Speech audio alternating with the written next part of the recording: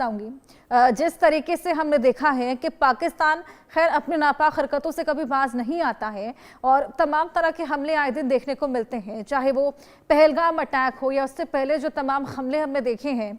अब ये कहा जा रहा है इस रिपोर्ट में खास तौर पर जो निकलकर सामने आई है कि पाकिस्तान अब क्योंकि आतंकी हमलों में नाकाम है तो अर्थव्यवस्था को टारगेट करने की कोशिश करेगा। क्या ये हो पाएगा?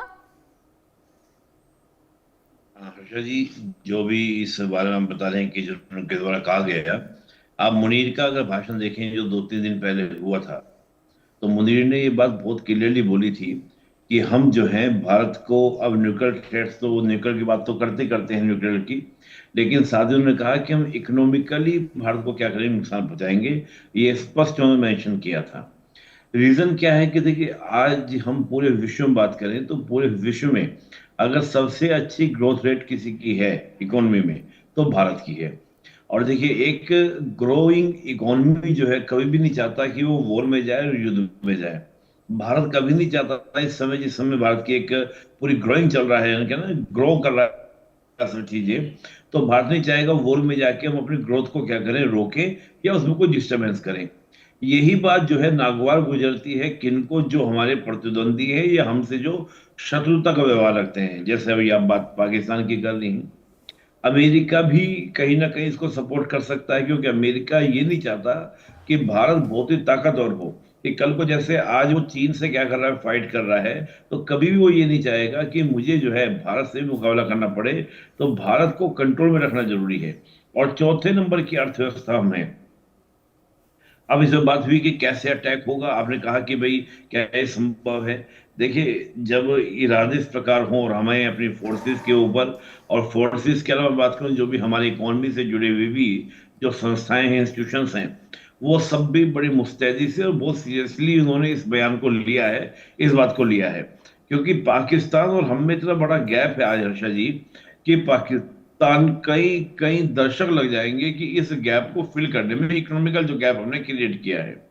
तो पाकिस्तान में इस बात की तो कहते हैं ना, ये झंझाट है ही और खिसियाट है ही। उस खिसियाट को मिटाने के लिए वो अटैक कर सकता है, हमारे इन्वेस्टमेंट को प्रभावित करने का प्रयास करेगा। इन्वेस्टमेंट को प्रभावित कैसे कर सकते हैं कि आपके देश में अगर अस्थिरता का वातावरण हो, यानी कि अनस्टेबिलिटी आप क्रिएट करें, देश के अंदर क्रिएट हो, या फिर इस प्रकार का माहौल हो कि भारत एक सुरक्षित जगह नहीं है, भारत की गुड गवर्नेंस क्या है प्रभावित की जाए, ये तरीके हो सकते हैं। हमारे पोर्ट्स हैं, हमारे एयरपोर्ट्स हैं, उनको टारगेट हो सकता है। तो बहुत सारे तरीके हैं जिनके माध्यम से वो टारगेट करने का, हिट करने का क्या करेंगे, प्रयास करेंगे। लेकिन जैसे हम देखा कि ऑपरेशन सिंदूर के दौरान पाकिस्तान ने इतने अटैक हम पर किए, लेकिन हमारा एक भी जगह ये अटैक नहीं कर पाए बदले में, बल्कि हमने इनके 9 सैन्य अड्डों को हमने क्या किया, टारगेट किया। और क्या स्थिति इनकी बनाई थी ऑपरेशन सिंदूर के माध्यम से, पूरी दुनिया भर को जानती है, हमने खूब चर्चा इस पे की है। तो मुझे लगता है कि पाकिस्तान कोशिश बिल्कुल करेगा, क्योंकि पाकिस्तान इस समय कहते हैं ना कि अमेरिका कहेगा गो तो गो, अमेरिका के, और अमेरिका की इस समय इस बात को लेकर बहुत ही क्या है कि नाराजगी डोनाल्ड ट्रंप में है कि हम भारत को जो कह रहे हैं, भारत हमारी बात मानने को तैयार नहीं है। तो कहीं ना कहीं अमेरिका बैक से आकर, फ्रंट पे तो नहीं आएगा, लेकिन बैक से आकर, जैसे पहले भी हमने देखा 1971 की वॉर की बात हम करें, और भी हम बहुत बहुत सी बातें करें, तो पाकिस्तान को मदद की अमेरिका ने।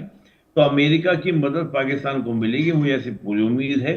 और उसी से आगे आज जो ये पाकिस्तान लगातार, मुनीर का भी जो भाषण था, वो भाषण भी साफ साफ दिखा रहा था कि बिल्कुल अमेरिका के सपोर्ट में ही इस प्रकार का मुनीर जो है बयान दे रहा है, मुनीर जो बोल रहा है। और हम लगातार देख भी रहे हैं कि इनके हर भाषणों में, चाहे वो डोनाल्ड ट्रंप की बात हो, शहबाज शरीफ को लेकर कहा है मेरा फेवरेट फील्ड मार्शल, इस तरह के हमने बयान डोनाल्ड ट्रंप के मुंह से सुने, फिर मुनीर के मुंह से हमने सुने। तो उस प्रकार की जो बातें वो साफ दिखा रही हैं कि अमेरिका ही बैक में है। पर बात वही है कि जो इकोनॉमिकल रफ्तार है, देखिए सिंपल सी बात है, इकोनॉमी अच्छी होगी तो सोसाइटी यानी कि सोशल डेवलपमेंट होगा, पॉलिटिकल डेवलपमेंट होगा, पॉलिटिकल स्टेबिलिटी रहेगी। और इसके अलावा जो भी आपके और सेक्टर हैं, वो ऑटोमेटिकली क्या होंगे, आपके हाइप पर जाएंगे, हाई करेंगे, ग्रो करेंगे। बाकी सब चीजें क्या होंगी, इकोनॉमी क्या अगर कमजोर है तो सारी चीजें, आप कितना भी अच्छा क्यों ना हो, सब सेक्टर में आप क्या हो जाएंगे, फेल हो जाएंगे। तो मैं समझता हूं कि पाकिस्तान निश्चित रूप से अब इकोनॉमिक को टारगेट करेगा, इकोनॉमिकल हमारे जो इंटरेस्ट हैं उनको कहीं ना कहीं प्रभावित करने का प्रयास करेगा। अब देखना ये होगा कि हमारी फोर्सेस, हमारी संस्थाएं उसका मुकाबला कैसे करती हैं, और मुझे लगता है कि बहुत सीरियसली चीजों को लिया गया होगा। जी। बिल्कुल निपुण जी, अभी आज एक रिपोर्ट और सामने आई थी जिसमें ये निकलकर सामने आया था, एक बहुत छोटा सा एग्जांपल किस तरीके से पाकिस्तान अपनी नापाक हरकतें करता है। अभी तो खैर हम लोग अर्थव्यवस्था की बात कर रहे हैं, लेकिन पाकिस्तान हमारे एनवायरनमेंट को भी दूषित करने की कोशिश कर रहा है। इस बार पाकिस्तान में 800% ज्यादा पराली जलाई गई है, और वो भी बिल्कुल इंटेंशनली जलाई गई है ताकि उत्तर भारत में उसका इम्पैक्ट पड़े और AQI हमारे यहाँ पर बढ़े, प्रदूषण को इम्पैक्ट पड़े। हर्षा जी बिल्कुल सही, मैं इस बात को बोलना बोलना भूल गया था पहले। अगर आप मुनीर का भाषण सुनेंगे, उसमें ये भी बात मुनीर ने कही थी कि हम आपकी ज्योग्राफी तक को प्रभावित कर सकते हैं, यानी कि हम आपके भूगोल तक को क्या करेंगे, इम्पैक्ट पहुंचाएंगे। अब ज्योग्राफिकली हमारा इम्पैक्ट पहुंचाएंगे, जो आपने प्रणाली का एग्जाम्पल दिया, ये वही इसका एक एग्जाम्पल है। हम तो इसको और भी तरीके से देख रहे हैं कि सिक्योरिटी थ्रेट्स भी हमारे ऊपर हो सकते हैं, क्योंकि उन्होंने कहा कि हमारी जो ज्योग्राफिकली हमारी जो बाउंड्रीज हैं, अब ज्योग्राफिकल बाउंड्रीज यानी कि हमारा हिमालय, ये हिमालय को प्रभावित करने का प्रयास करेंगे, यानी कि हिमालय पर इम्पैक्ट डालने का प्रयास करेंगे। मैं तो इस संदर्भ में भी इसको देख रहा हूँ, यानी कि हमारा जो हिमालय रेंज है उसको भी कहीं ना कहीं डिस्टर्ब कर सकते हैं, नेपाल की ओर से एंट्री कर सकते हैं। तो बहुत सारी चीजें, मतलब आप बहुत सारी बातें जो अभी देखिए, जब इन्होंने कहा एक बार मुझे याद आ गया कि पानी को लेकर जब हम इंडस का वाटर रोक देंगे, मतलब ये सब कर देंगे, तो इनकी ओर से एक बात कही गई थी, पत्रकार थे, मैं नाम तो मिस कर रहा हूँ क्योंकि डिबेट में था मैं, तो उन्होंने कहा कि हम आपकी वायु प्रदूषित कर देंगे, आपकी हवा में जहर घोल देंगे। कि जो एक गीत है ना, वो पंछी हवा पवन के झोंके इनको सरहद ना रोके, तो हम उससे आपको क्या कर देंगे, डिस्टर्ब कर देंगे। तो उधर से आने वाले जो विंड्स हैं वो निश्चित रूप से हमको प्रभावित करेंगी। और जो आपने पराली वाली बात कही, वही तो बात है, जहर घोलना ही तो है भाई। AQI अगर लेवल आपका बढ़ जाता है 700-800 तक हमने दिल्ली में देखा है, और उत्तर भारत में इस प्रकार से पाकिस्तान की परालियों का प्रभाव होगा और हवा माकूल हो जाए पाकिस्तान के फेवर जो चाह रहा है, तो हमें बड़ा डिस्टर्बेंस होगा, हमारे लिए दिक्कत होगी। तो आगे ये सब समस्याएं होने वाली हैं, नई नई टेक्नोलॉजी आ रही है। लोग ये तक आपको पता होगा हर्षा जी की जो बादल होते हैं, इसका जो बारिश करने वाले, उनको तक को चुराने की बातें होने लगी है कि उनको तक चुरा लिया जाएगा। तो इस तरह के चैलेंजेस आएंगे, और खास तौर से जब ये चैलेंजेस तब ज्यादा बढ़ जाते हैं जब आपके साथ एक ऐसा पड़ोसी हो जो आपसे हर समय शत्रुता का व्यवहार रखता हो, हर समय एनिमी की तरह व्यवहार करता हो, और इस तरह की चीजों को भी जानबूझकर भी, ठीक है भाई आपके यहाँ पे पानी आ गया, आपने छोड़ दिया क्योंकि आपने बचाने के लिए, लेकिन आप इंटेंशन की आपको जानबूझकर जलानी है और ढूंढ ढूंढ कर जलानी है, जिससे भारत में पोल्यूशन बढ़े। तो ये साफ है। लेकिन एक बात है इंटरेस्टिंग अर्चना जी, हवा का रुख तो पाकिस्तान को भी नहीं पता है कि हमारी तरफ ही चलेगी, हो सकता है उनकी तरफ भी चले। बिल्कुल हमने लाहौर की तस्वीरें बिल्कुल देखी, हमने बिल्कुल सही कारोबार बात की बोली तस्वीरें आपने देखी निपुण हैं, जी। वहां भी। जी। बिल्कुल, रवि अरोड़ा जी भी हमारे साथ जुड़े हुए हैं, विदेश मामलों के जानकार हैं। रवि जी, बहुत स्वागत है आपका। पाकिस्तान की नापाक हरकतों को लेकर हम लोग बात कर रहे हैं। अब जिस तरीके से ये नई रिपोर्ट निकलकर सामने आई है, उस पर ये स्पेसिफिकली मेंशन है कि पाकिस्तान क्योंकि आतंकी हमले करने में पूरी तरीके से नाकाम साबित हो रहा है, अब कहीं ना कहीं भारत की अर्थव्यवस्था को नुकसान पहुंचाने की मंशा पाले हुए है। जी बिल्कुल, मुझे लगता है पाकिस्तान ने कई युद्ध भारत पर थोपे, लेकिन हर बार उसने हार शिकस्त खाई। लेकिन उसके बाद उसने प्रॉक्सी वार इस प्रकार से भारत के खिलाफ शुरू किया, और अब तक वो बिल्कुल नाकामयाब रहा। और भारत ने जिस प्रकार से ऑपरेशन सिंदूर के दौरान वहां पे आतंकी ठिकानों को ही नेस्तनाबूद नहीं किया, बल्कि वहां के कई एयरबेस उड़ा दिए। उसके बाद ये स्पष्ट हो गया कि पाकिस्तान को अब समझ आ चुकी है कि वो प्रॉक्सी वार में भी पैर फुट पर है।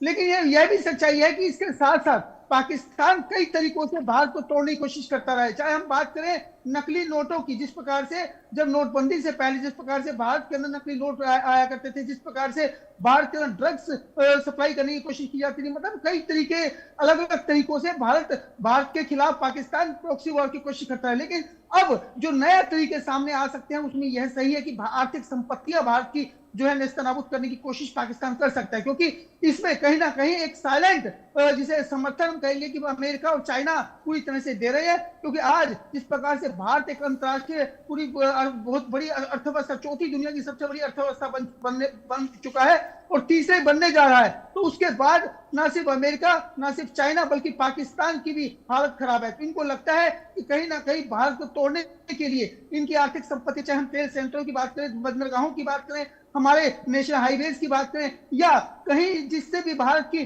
जो है अर्थव्यवस्था को नेस्तनाबूद किया जा सकता है, वो उसको तोड़ने के लिए वो कोशिश कर सकते हैं। लेकिन यह भी सच्चाई है, यह एक उनके लिए मुंगेरी लाल का हसीन सपना हो सकता है, क्योंकि भारत के अंदर भारत की सेना, और आपने देखा जिस प्रकार से भारत के प्रधानमंत्री ने अभी दिवाली के दिन जिस प्रकार से सेना के बीच में जाकर वहां पर हर बार दिवाली मनाते हैं और वहां के शूरवीरों का मनोबल बढ़ाते हैं। और उन्होंने एक बात कही कि मैं अपने देश के अंदर फौज तो दुनिया से ला सकता हूं, बड़े बड़े पहलवान, बड़े बड़े लंबे ऊंचाई वाले लड़के ला सकता हूं, लेकिन जो भारत की सेना के अंदर जज्बा है देश के प्रति, उनको तोड़ने वाला नहीं ला सकता। इसीलिए भारत की सेना पर पूरे भारत की आवाम को भरोसा है। और मुझे लगता है कि यह सिर्फ एक सपना सिर्फ भर है, क्योंकि भारत के अंदर जितने भी आतंकी घुसने की कोशिश कर रहे हैं, लगातार उनको मारा जा रहा है। और इतना आसान नहीं है कि भारत के अंदर पुलवामा जैसे हालात बनाए जा सके, या ऑपरेशन सिंदूर जिस प्रकार से हमने करके दिखाया और उसके बाद पाकिस्तान के घर में घुस के मारा, उसके बाद अब तक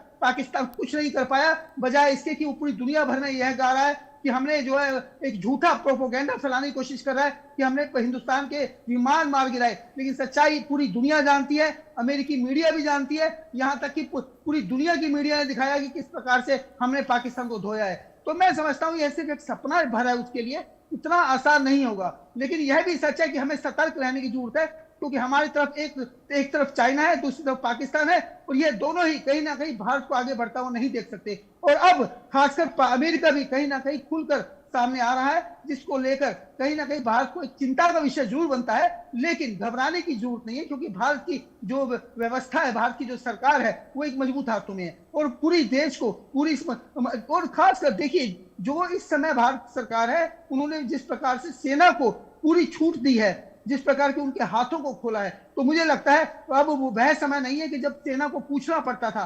अब डायरेक्ट अटैक होता है, आतंकियों के घर में घुस के मारता है हिंदुस्तान। और आज का हिंदुस्तान, ये मोदी सरकार, मैं समझता हूं उस पर पूरे हिंदुस्तान को भरोसा है। तो इसीलिए अभी इस प्रकार की बेशक से बातें सामने आ जरूर रही हैं, लेकिन हमें सतर्क रहने की जरूर आवश्यकता है। एक बार फिर से ये बात कहूंगा, लेकिन घबराने की किसी प्रकार की आवश्यकता नहीं है। जी बिल्कुल निपुण जी, अगर इतने एफर्ट्स पाकिस्तान अपने खुद की अवस्था को सुधारने में लगा देता, अपने अंदरूनी कला को मिटाने में लगा देता, तो कहां से कहां पहुंच जाता?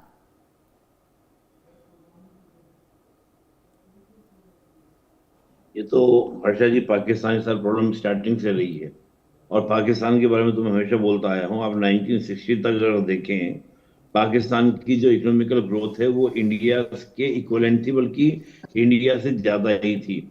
नहरों का देश कहा जाता है पाकिस्तान को। और आप देखिए, मानसून का कृषि उनके यहाँ इतनी ज्यादा नहीं है, क्योंकि मानसून बिल्कुल लास्ट में क्या पहुंचता है, केवल नहरों के दम पर उनकी एग्रीकल्चर चलती है, और एग्रीकल्चर बेस आपका क्या है, कंट्री है। लेकिन ऐसा क्या हुआ कि पाकिस्तान हमसे पीछे रह गया?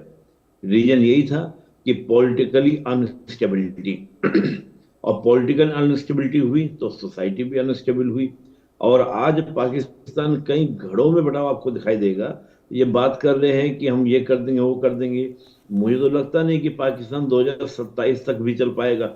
जिस तरह के हालात हैं, खैबर पख्तूनख्वा पर जिस प्रकार का प्रभाव लगातार तालिबान, दोनों तालिबान, अफगान तालिबान और पाकिस्तान तालिबान बढ़ा रहे हैं, निश्चित रूप से क्या होगा, मजबूती से होगा। बिल्कुल, मैं लगातार हमेशा एक गीत जरूर दोहराता हूँ पाकिस्तान के बारे में, अर्षा जी। मैं बोलता आया हूँ हमेशा कि एक गीत सुना होगा आपने अर्षा जी, कि हमें तो अपनों ने लूटा, गैरों में कहाँ दम था।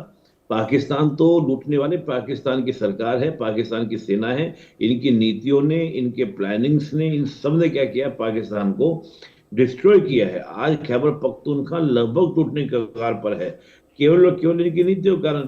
खाम में जाके अफगानिस्तान को भड़का दिया, अफगानिस्तान के ऊपर अटैक कर दिए, जानबूझकर किया। अब परिणाम क्या निकल रहा है कि तालिबान लगातार इनको टारगेट कर रहा है। और आप देखिएगा अभी तो लगातार कि तालिबान अफगान की ओर से कितने अटैक करने वाला है इनके ऊपर।